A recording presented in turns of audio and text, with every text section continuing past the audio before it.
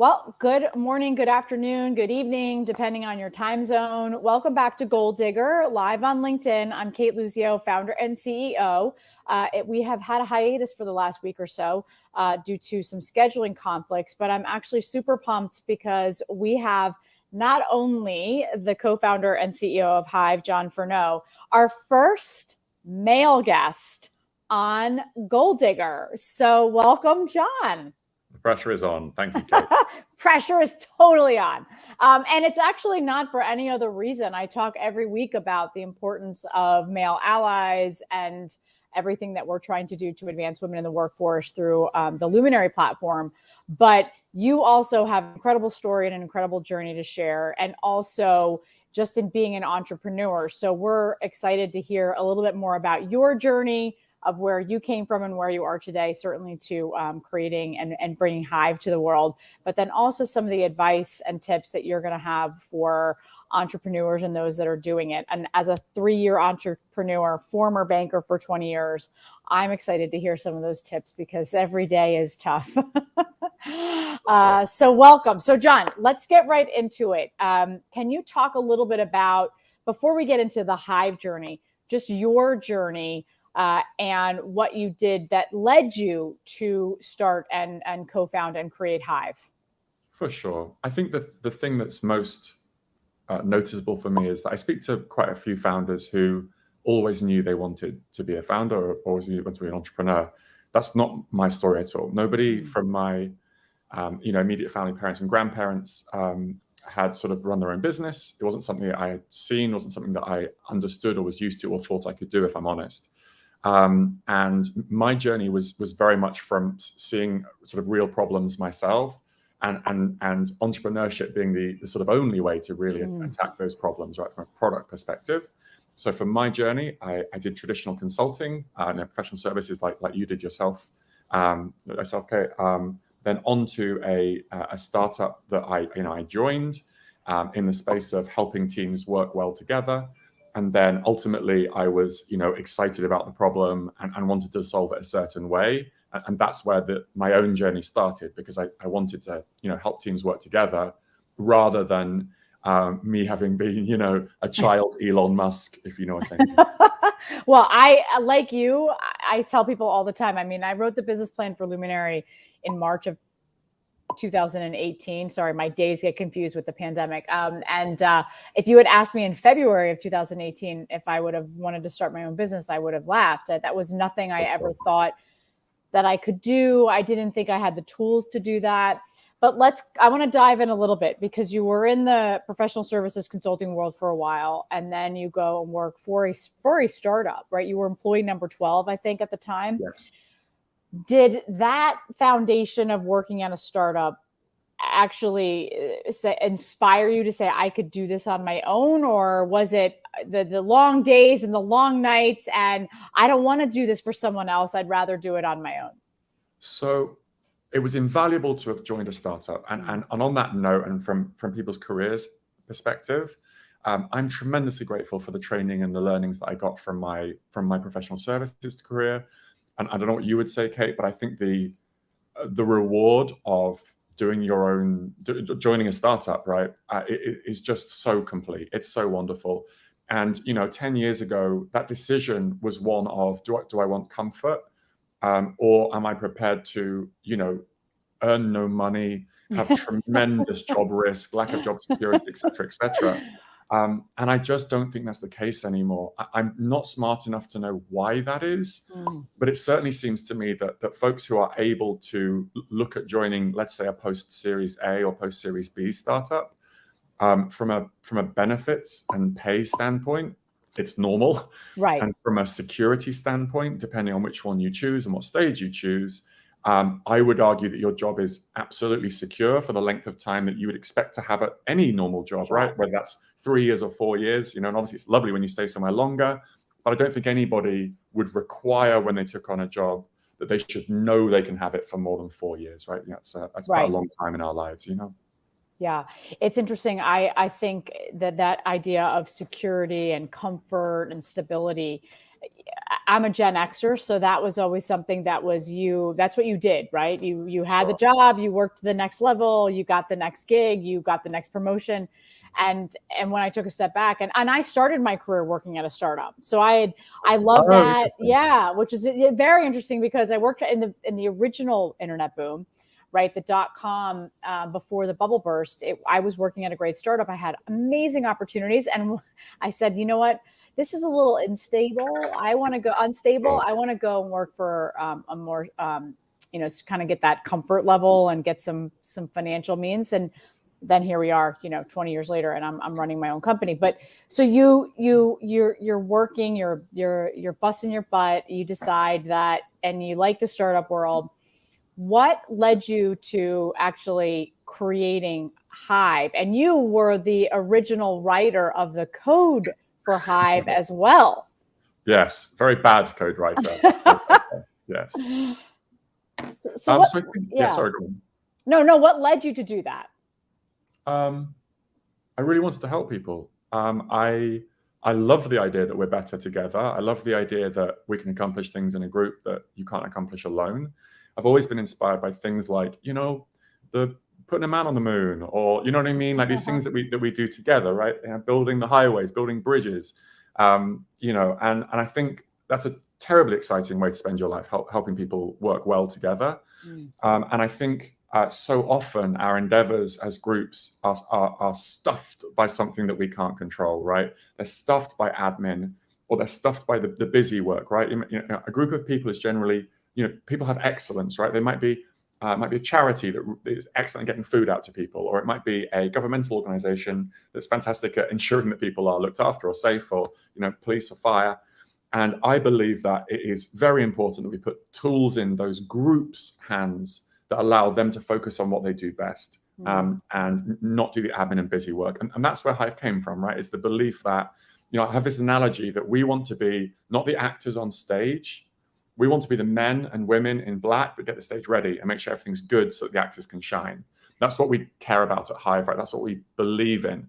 And so for someone like yourself, Kate, you think about your organization, we want to make sure that you're doing the stuff you love and the stuff that you're best at, not doing weekly reporting or keeping track of who's done what and all those pieces of it. Because we don't think that's the best use of your time, and we can do that stuff for you. Do you know what I mean? So Hive as a tool and a platform is aiming to get you doing the stuff you love as much of your day as possible.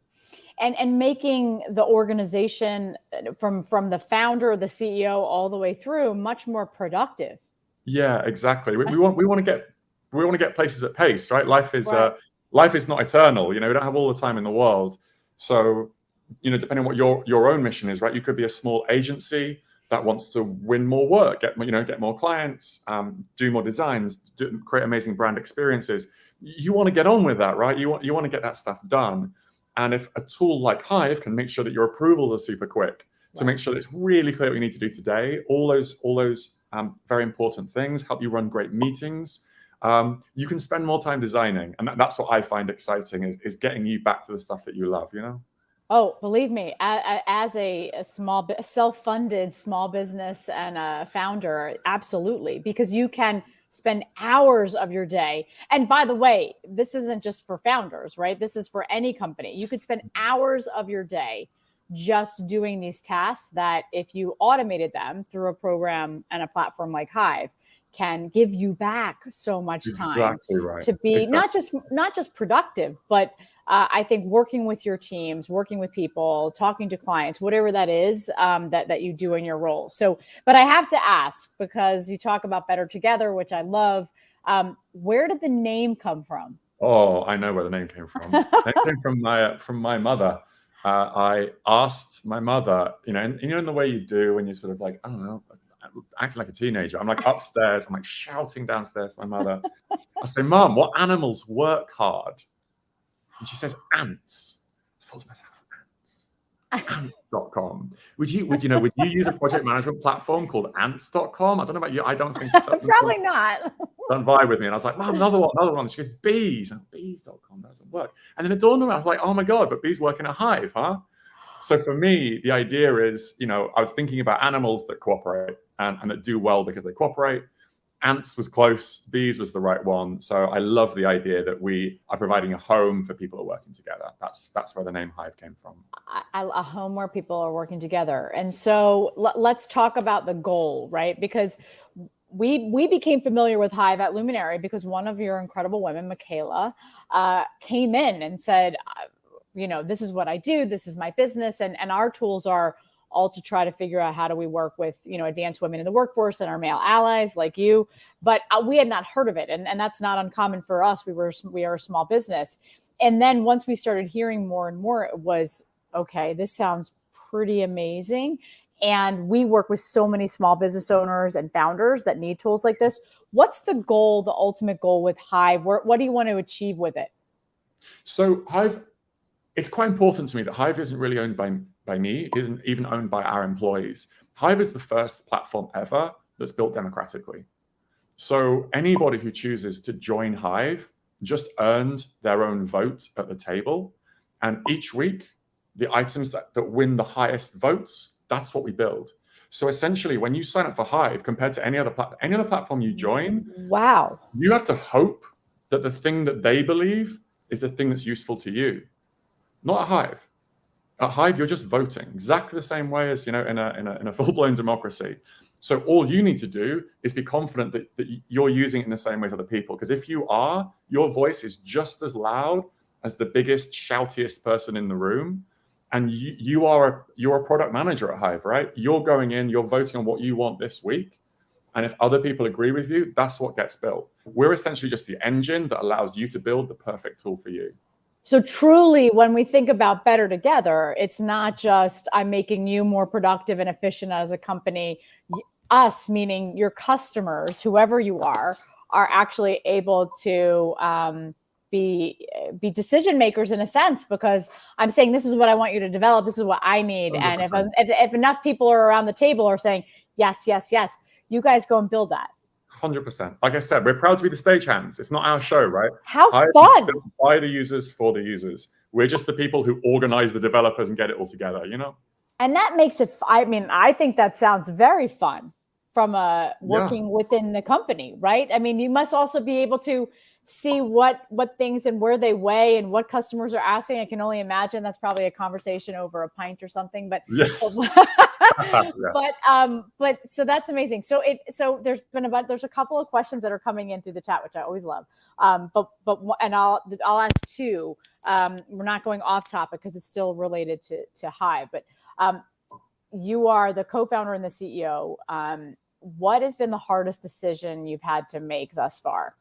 Always when it's letting somebody go by a million ways. It's a horrible feeling, absolutely horrible feeling. The only thing that softens it for me is something that my father sort of passed down to. My father was a high school principal, I guess, in American language. And he said to me, if you're making the right decision about letting somebody go, you're doing them a favor, because you're disconnecting them from a role that isn't a fit. Exactly. Because we're all tremendously, talented in our own way, right? Nobody's more talented than somebody else. We just have different talents. And if somebody's not succeeding in a role at work, actually, by keeping them in that role, you're not doing them a favor whatsoever. You're keeping them doing something that's not the right fit for them. It's actually your responsibility to help them realize that it's not the right fit for them and to free them to go and find the thing that is the right fit. And that's, of course, if you are, letting somebody go for the right reasons, that it's not a good fit for the job. And that's always the reason it should be. But yeah, by a million miles, that's the hardest thing to do. Yeah. But also a grave and serious responsibility of a manager is to do that, to protect people from being stuck in jobs they hate or that they're not suited to. Oh, great. Because in the long run, it hurts not only the employee, it hurts the company too, right? Absolutely. I always say we want to set up our people for success, not failure. And even though they're tough conversations, they're the best conversations normally for that person in the long run, like you said. So I love that. I think we don't talk about that enough. A lot of times it's just, how do you manage everything? How do you run the organization, the P&L, but the people side of it is so important. And I think over the past 20 months with the pandemic, the people side has never been more important. Oh, 100%. I agree, Kate. How have you guys, and you as a leader, managed through that? Has there been any impact? I think it's also brought about some unique opportunities, and we'll talk about the Zoom opportunity. But how has that been for the past 20 months for you as a founder, but also as the company during the pandemic? I think it's terribly difficult. I don't know what's your experience been. Have you found it difficult with your organization? Yeah, we were a physical space when we started the company, and now we're both a physical space and a global community, which is silver linings. But I think we have a very unique vantage point, not only for me as a leader and watching, is watching what other companies are doing. And I think hearing from employees, hearing from our members, listening just how hard it has been for them. I have some of them, our team, that are remote. Some of them come in and work in a hybrid environment, and some are going to be always remote. And I think the biggest thing that we can do as leaders is listen and find the win-win for us as an organization and for those employees. Yeah, I think exactly right about the listening. I mean, I think we should also. I find it difficult because I'm a sociable person, right? I enjoy spending time with my colleagues and having professional fun together. I enjoy that, but I also note that this is the biggest change to working conditions in a generation, at least, right? And I do think that amidst the stress of what's happening, and I'm sure for some people feelings of isolation or loneliness, all that sort of stuff, I'm sure is more common in this environment.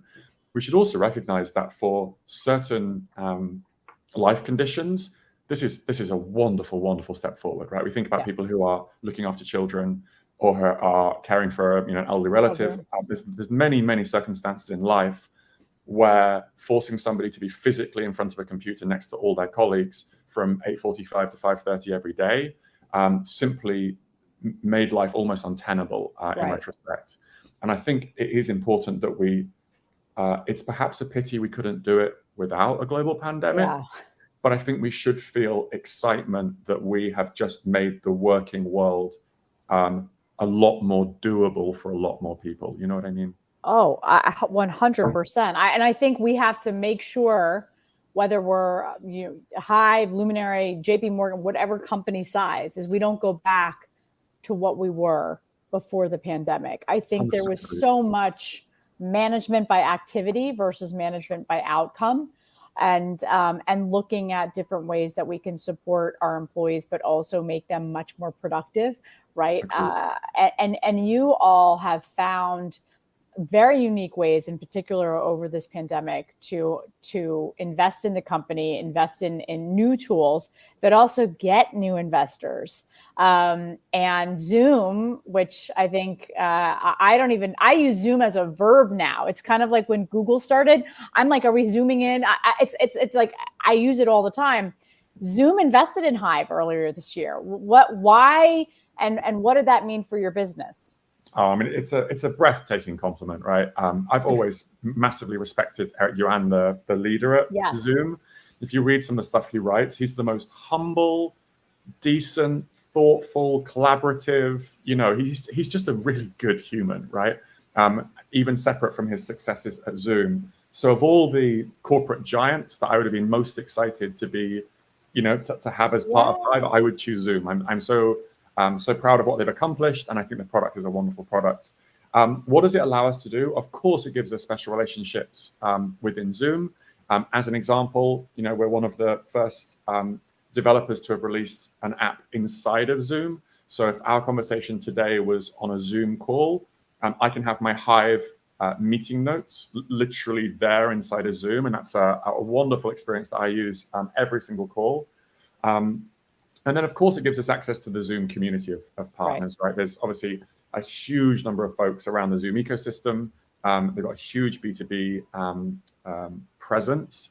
And yeah, we're just proud to be part of their family, Oh, when we found that out, that was just such an exciting news, because Zoom has literally, I mean, if you think about the story of Eric and what he did, and he leaving Cisco and creating this. Yes. I mean, what foreshadowing. I don't think anyone knew we were going to have a pandemic, but what he's been able to do. I mean, the first thing before New York even shut down was I said to my team, I think we have to get a Zoom account. Yeah, exactly. And now, for the most part, the majority of the world is using Zoom in some capacity. So what great partner for you, but what a huge amount of credibility that Hive now has for an investor like Zoom.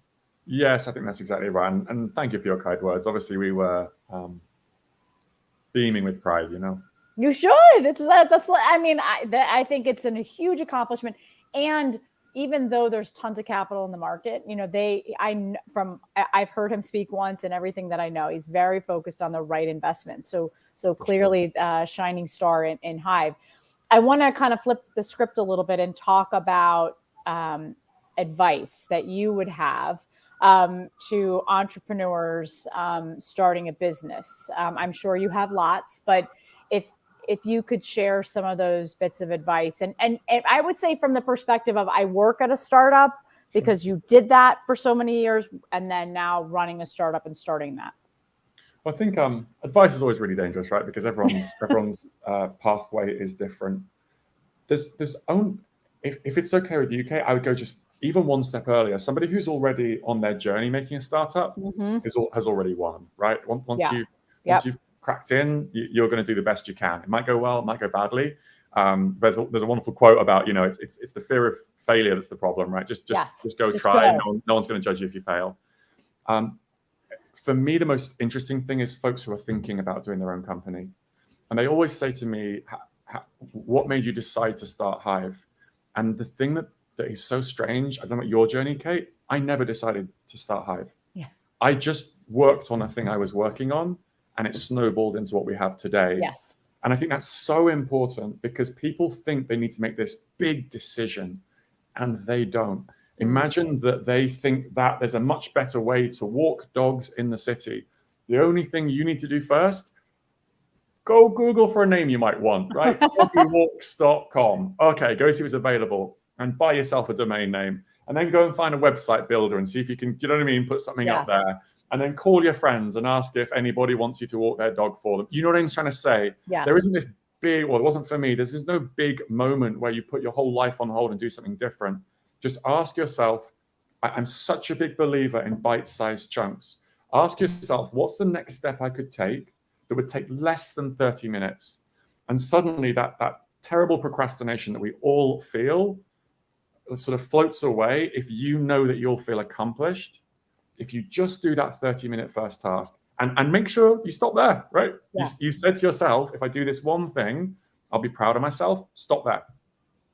And then wait and zen out and wait for the next 30 minutes, I do. It's funny, because I think a lot of those that aren't yet entrepreneurs or are kind of thinking about it, maybe have an idea, do ask. I get this asked like you, what was the big bang moment, or what was that big catalyst? And I saw a problem, because I was a woman in the workplace that was seeing the problems that I face, and that those that were around me, and certainly for underrepresented communities. And I felt like there was a better way to do it. And that was it. It was sort of, I knew what I wanted to do, and I just went for it.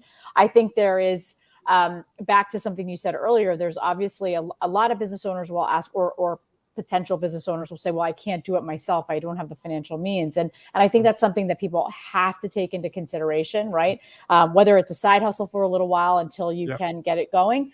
But I do think there's something about you just have to do it and keep moving. There's an amazing woman, Sarah LaFleur. She runs a company, LaFleur. And one of the things she said to me when I first met her, I was very early in my journey, my first year, she said, you just have to keep swimming. And I completely agree. Right. Completely agree. And that's it. And I've kind of taken that analogy, and it's like some days I'm treading, some days I'm just bobbing around. Some days I'm doing the surface. Some days I'm doing the freestyle. Some days I'm doing the backstroke. But if I just keep swimming, I'll be okay. It's when you stop, then you completely take yourself out of it, right? Yeah, and exactly what you said. The other one I heard is, a startup is either dead or winning. Meaning, if you're still swimming, you're winning, Yeah, absolutely. And it has been a hard I think for many small businesses and founders, it's been a hard 20 months. But like you, like Luminary, we've seen the silver linings. And, I think as sort of a plug for Hive, and I've put it up in the chat where to find out more information. If you are a founder, a small business owner, an entrepreneur, my last question is really around how does Hive support you? 100%. I cannot imagine how Hive would have got, it's a bit meta, how we would have got to where we are without using Hive ourselves. I use it all day long. If I want to run a disciplined startup, I want to hit my deadlines. I want to coordinate across my whole team, especially if I'm remote and I want to be able to see my whole company on one page. Hive is a great way to do that. I'm so grateful to have it. And the other thing I'd point out is, especially those founder type personalities, do you want to use a tool where somebody on an ivory tower decides what happens next? Or do you want to use a tool where you're in control of how it evolves and how it can be more helpful to you? Because if the answer is number two, Hive's the only place you can do that in the world. I love that. And I love that community built software. Community built software. And so from one community to another, John, this was great. And I'm thrilled to be working with Hive and also to have you on as our first male guest. So you killed it. I appreciate it. Thank you so much. It was enjoyable. And we'll talk to you soon. Have a great rest of the day and have a great weekend. Thank you so much, Kate. You too. Thanks. And everyone stay tuned. We're bringing Jess Robinson on. So hi, Jess. Hi. So great to see you. So good to see you. I have to tell you, so like John was our first male guest on Goaldigger, you are actually our first repeat guest. Oh my goodness. Well, I am honored. So yes. No, I'm so excited. I was thinking about it. I'm like, wait a second. I think we had Jess on. I think we had you on. I mean, it's a while ago we were during the pandemic. Obviously, we're all during the pandemic. But yes, so you are our first time repeat guest. So, and I'm excited. Yes, so deep honor for me, Kate. So welcome back. Welcome back. And one of the reasons, well, first of all, I would love for those of people that didn't see it on the last time you were on, can you give us a refresher on you, PurePoint, where you're at? And I can only I can't imagine, because trying to get you on has been a challenge in a good way because you are so busy given everything around cyber. And so tell us a little bit about what's been going on and the company, and then we're going to get into some more questions. Okay. Yes. So for those of you that don't know, I'm CEO of PurePoint International, and that is a cybersecurity consulting firm. So we work with CEOs and C-level leaders to really help them think about how to best protect their data and protect their systems. So we work with startups all the way up to $20 million businesses. And, with us, it's been an interesting time over the last 6 months for sure. I'm excited about the growth that we're seeing. But one of the things I realized was that I felt that there was a need to take a step back. To really see how we can add more value, because so much has changed in the past 18 months. And one of the things that was becoming clear was that maybe the way that we were serving customers and our clients in the past is something that we needed to think about how we can just add more value or do something different in the future. So we've gone through this period of doing some surveys and interviews with people to find out really what it is that they want most. And when we've got a couple of threads that came out that were consistent across the board, no matter the size of the business.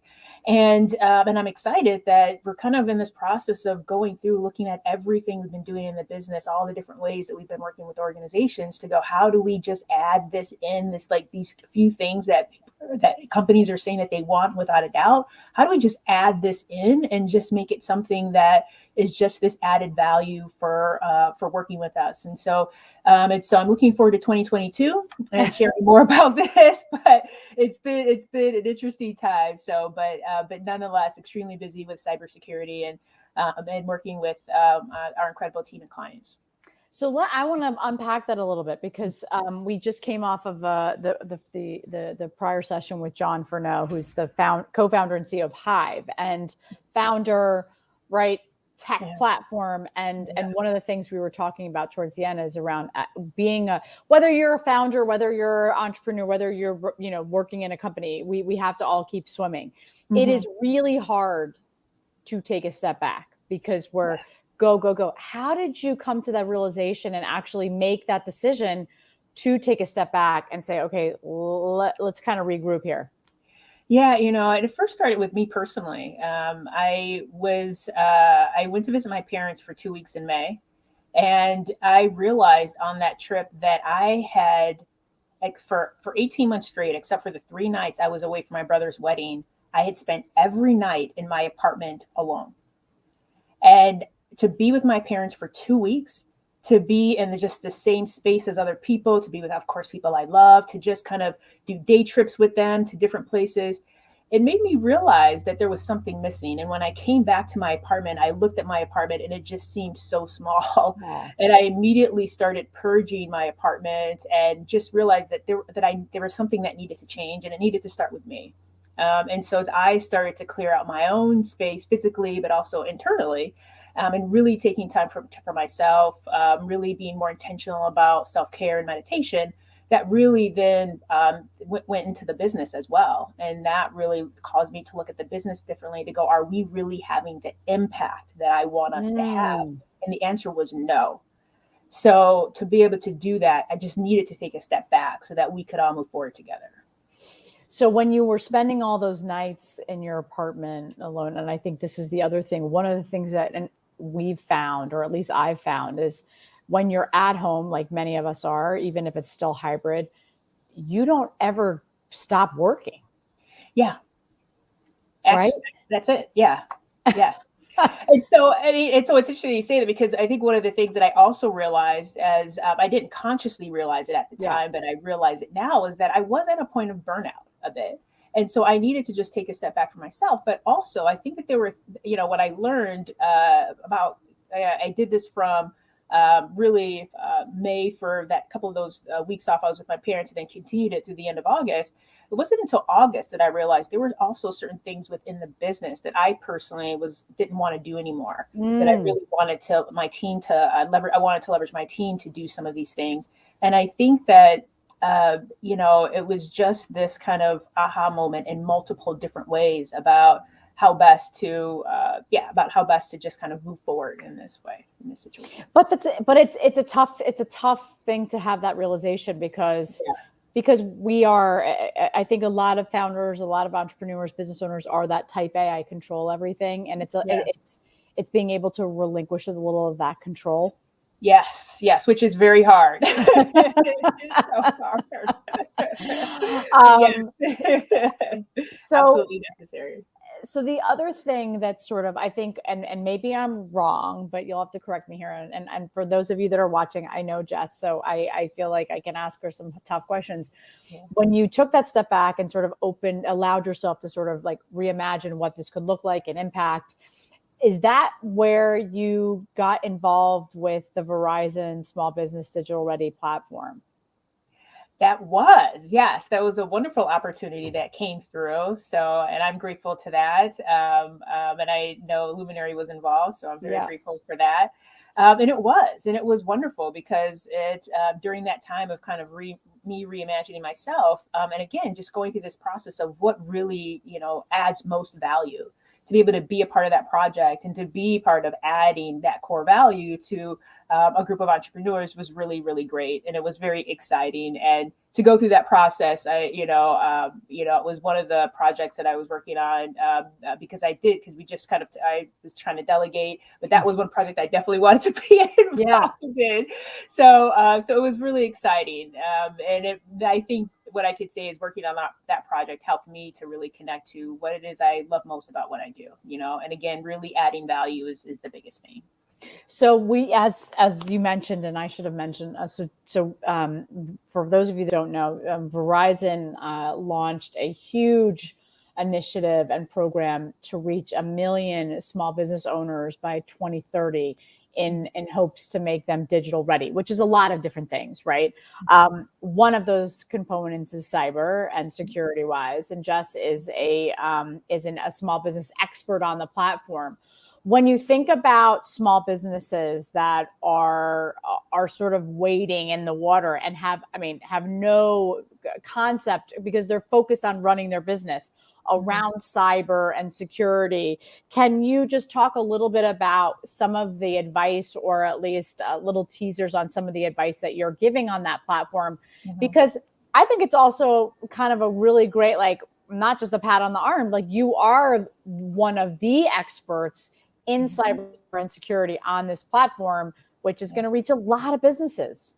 Yes, absolutely. And, the things we're telling people is, as they're working on their business, also add in a security component. Like, you can have a strategy for your business, but in today's world, 2021, as we're going into 2022, there has to be a lens of security within that business strategy. So, for example, if you're a startup and you're building a website and that's an exciting thing to do, there's so many different components of that. But make sure you have an SSL certificate. Like, it may cost a little bit extra money, but it is going to be worth it. And it's going to be worth it on Google as well, because they prioritize websites that have an SSL certificate. Yeah. So, it's things like this where people may not even be aware that there's something like that where they can add in an extra layer of security. If they have a team that they're bringing on, to make sure that they spend time talking with their team about cybersecurity, that they let them know what their expectations are. So this can include how passwords are used within the organization. It can include how data is stored within the organization. It can include how credit cards are used or where that credit card information is kept. So all of this is really important. And I would also say, because at the end of the day, if your team doesn't know these things, it's hard to hold them accountable to it later. So it's been exciting to talk with them about this, and then also explain things like malware and phishing, and so people have an idea of what this is and how they can best protect themselves from it. Because we are at a point at this, where we are again, 2021 going into 2022, and thinking to, ahead to 2030. We're just at a point where if you're a business owner, you have to, on some level, be doing something around cybersecurity in your business. And so gone are the days where I don't know, or I don't want to talk about it, or it seems a little scary. Gone are those days. So we really do need to kind of step into any type of, lean into ambiguity or lean into that discomfort and just start learning. And what I tell people is, at the very very least, just pick 2 things and be bulletproof in it. So if you're like, hey, we're going to be great at the SSL certificate, we're going to make sure that's updated, and we're going to, make sure that we have one. Great. If you're going to be great at passwords or training, then just be great at that. Just pick 2, start from there, and then move forward. But so many small businesses, and we're one of them, and we've been one of them, feel like, I have so many things on my plate. This is sort of on the back burner because I have everything else. But actually, this should be on the front burner because it protects your business end to end. Yeah, absolutely. It does. It does protect your business end to end. And I think, what we're seeing more of is that small businesses are being impacted by cybersecurity, and not just by phishing campaigns or things like that, but throughout the supply chain.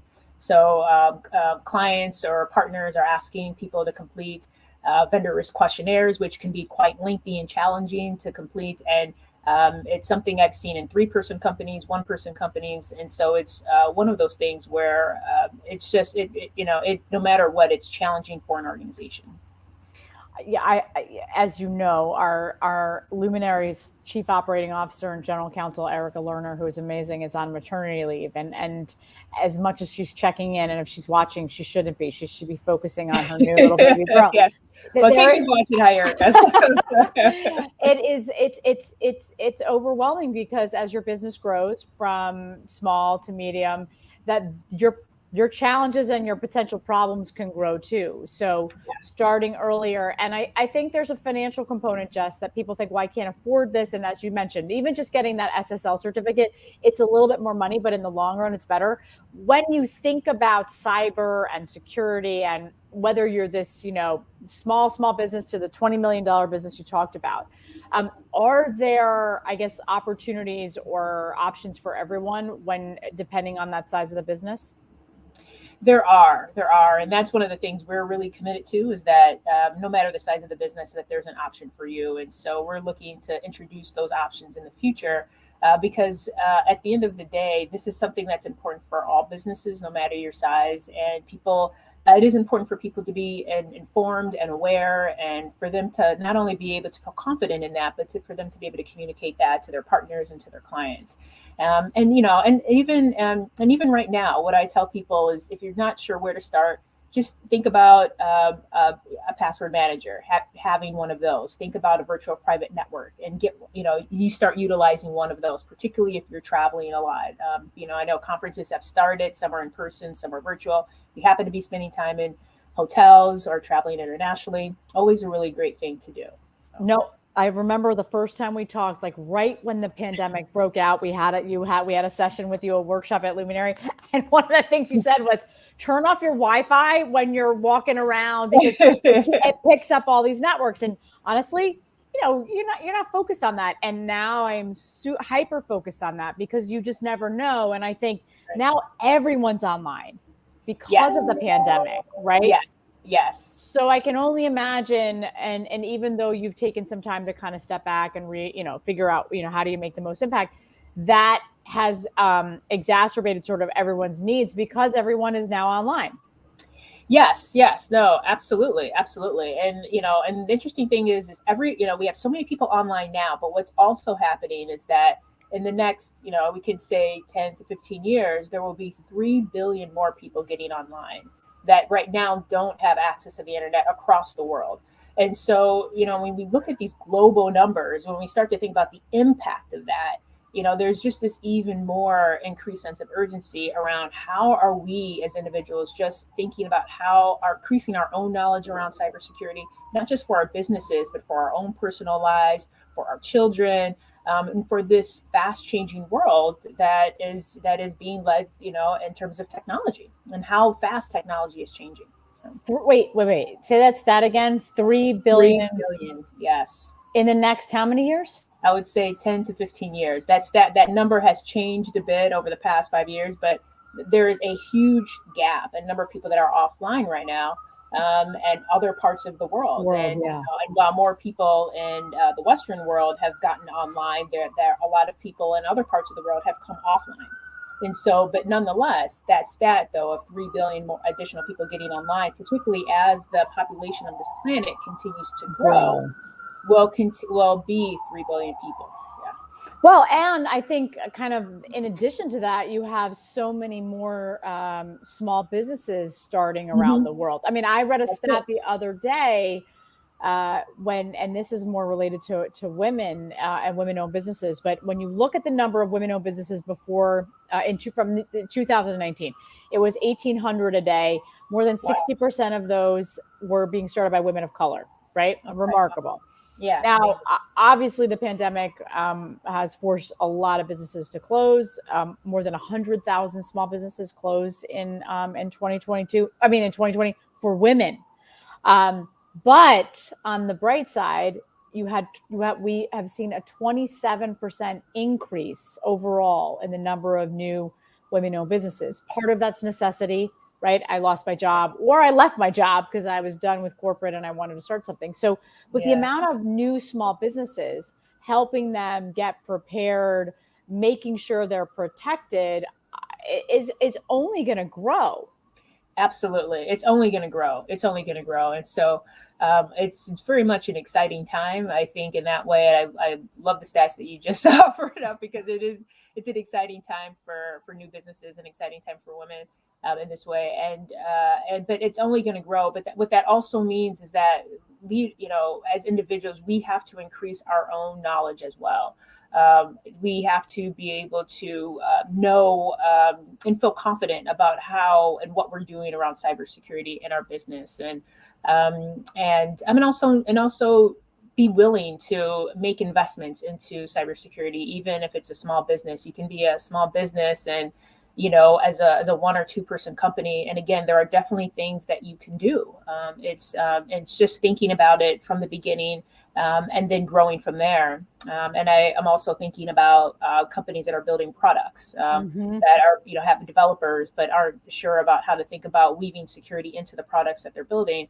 And there are always different ways to think about how to do this, or partners you can reach out to. But if you're building a tech product, you really want to ensure that the security is built in from the beginning, and that you're not trying to retrofit that back later. So. No, because I mean, even our business, and I think a lot of people that are in B2B, privacy has become, and data privacy has become such a big, it's always been a big topic, but even for a company like ours, when we work with incredible partners like a Verizon, privacy and data privacy and cyber insurance. Yes. Absolutely. I didn't know what that was.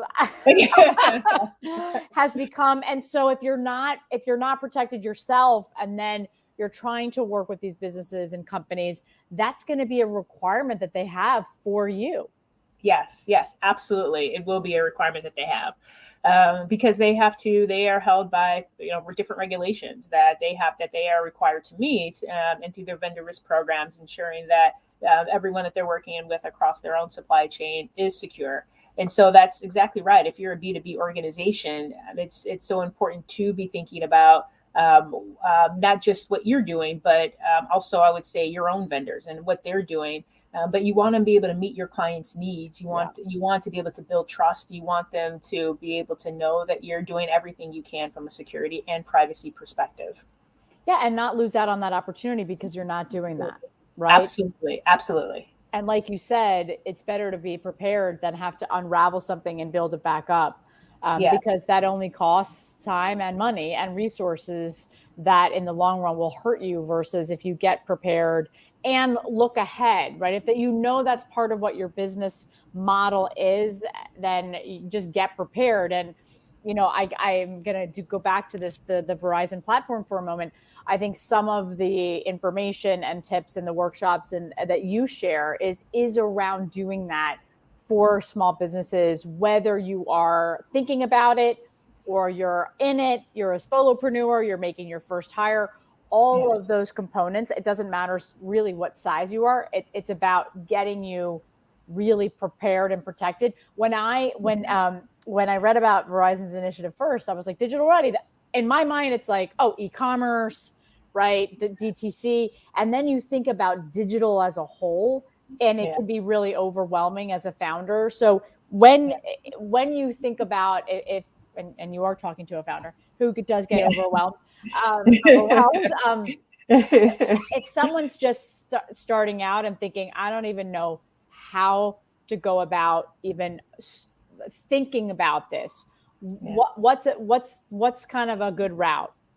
Yeah, well, I think I think going through the Verizon program could be a great thing to do. It's just going through that, because what you're going to get is just you're going to get touch points on numerous different topics. And what's going to jump out to you automatically is what you have to do, and then also things that may not pertain to you now. So whenever you get those feelings of, I really know that I need to do this right now, then those are the things that you could start to write down as a list, or different options that you could think about being bulletproof around. So what are going to be those 2 things? Again, you don't have to be overwhelmed by everything. Just what are those 2 things that you're going to be bulletproof around? And then you can choose them, but then you have the rest of that list where you can start to build on that later. Yeah, one of the things that I love about the platform is it is very individualized, right? You can pick and choose where you're at in the journey. You don't have to get that, oh my God, I'm not 5 years into it yet. And it's free, right? I mean, if you're a business owner, anytime you hear the words free, you go, what's the catch? But also, I think with Verizon, they really want to invest in preparing businesses to be successful and thrive. And that's really what we're trying to do at Luminary too, and you're trying to do. Absolutely. I want to switch gears a little bit more to you. So it has, you talked a little bit about mental health and everything that you were dealing with, and having that unique opportunity to spend 2 weeks with your parents, et cetera. As a founder, we can often forget ourselves, right? How do you and I am the worst at self-care and wellness, and I just really am. I've just never been great at it. But how do you make sure you're prioritizing that so you're ready each day to tackle the challenges of the business? Yeah. Well, I'm very grateful that the time away was able to, and I was still working, but was working just a bit less and really prioritizing this. And so it allowed me to get into a routine of consistently making sure that I was working out, that I was eating the foods that I, wanted to eat, making time to cook, these things that, it's so easy to just order out, but making time to cook or to eat bad or to anything, just grab a snack. Making sure that I was writing my journaling every evening, and that I was writing my gratitude. And there's a group of us that every morning now we meditate on Clubhouse, and so I lead those meditations, and so it's an honor to be able to do that. And so, but to know every day at 7:45 a.m. we're going through this meditation is wonderful. And so, and that has probably been the key thing, that even as September came and things have just been very busy, that has probably been the constant that has happened every day. And it's just been extremely rewarding and just very nurturing to be able to start the day that way, and to just be able to know that I'm surrounded by amazing, incredible individuals, and then setting intentions for the day. So. Intentions, I think, is a big one, right? And whether you do it every day or the week or the month, whatever works for you. And it doesn't matter if you're a founder, it's anyone. It's that intentionality about your work and your personal life that I think we all of us have kind of forgotten about, because the boundaries have changed. And for many of us, there haven't been boundaries. Especially those that are just every day. And if you're a working parent or a caregiver, you have extra complexity, right? Absolutely. So yeah. With the minute or two we have left, so if you and as you think about the advice you gave about stepping back, I think is remarkable, because most people will say, I don't have time to do that. If there's someone listening or watching or later that is struggling around, I just don't have time to step back. Outside of that 2 weeks and you saying, I got to do this, how did you give yourself, and I don't really like this term, but how did you give yourself permission to just say, I have to do this for the good of myself and the business? Yeah, it's interesting too, because it was a trade-off. When doing that also meant that there were other things that weren't happening in the business. So there was a trade-off. I just want to state that as well, that sometimes we have to compare the risk with the reward. But for me, it was that it just absolutely had to happen. I was looking at, I felt that this was going to be extremely important, not only just for me personally, but for me to eventually want to do some of the things that I really wanted to do personally and within my business. And that if I didn't take the time to focus on me, then, whatever it was that I wanted to do for my own health, or whatever it is that I wanted to do for my business, just wasn't going to happen. And, I'm at a point in my life too, where I've been in the same space for 10 years. And so am I going to be in this space forever? So I needed to really, connect with myself deeply on that. And I'm in a space of calling in love, and I've been single for a while. So I'm ready to do that. And so I think it was really taking the time to check in on every aspect of my life, to go, what do I really want this life to look like in a year or 2 years or 3 years? And how do I do that? Because coming back from those 2 weeks, it was kind of a check-in to go, wait a minute, it's the last 18 months have been great in so many different ways, but there are lots of things that I also would like to see that could be different. That could be different. No, I love that. I think we all have to do that from time to time, and it's okay. But But to your point, there are sacrifices, right? And we can't, this whole idea of having it all at one time and whatever the sayings are. It's like things you have to prioritize. And sometimes, excuse me, that's going to be the business, is sometimes that's going to be yourself, and sometimes that's going to be love. And so, but we all have to be comfortable with it. And well, I hope that I get to see you soon in the space again. And it was great having you back on Goaldigger. Yes, Jess. it was amazing to be back on here. So yes, thank you so much. This was an honor. And yes, I do plan to be back in this space sometime soon, sometime this month for sure. So amazing. We're to see you soon. Yes. And just so everyone knows, if you want to find out more about PurePoint, you can go to www.the-purepoint.com. And if you want to see Jess more and hear more tips, you can find her as a small business expert on the Verizon Small Business Digital Ready platform. Just go to verizon.com small business digital ready. And I can tell you it will be worth your while, regardless of where you're at in your entrepreneurial small business journey. But Jess, thanks so much for coming back on, and I'll see you soon. Sounds great. Yes, thank you so much, Kate. Have a great weekend, Jess. You too. Bye, everyone. Have a great weekend. Bye. Stay safe and healthy. See you next week.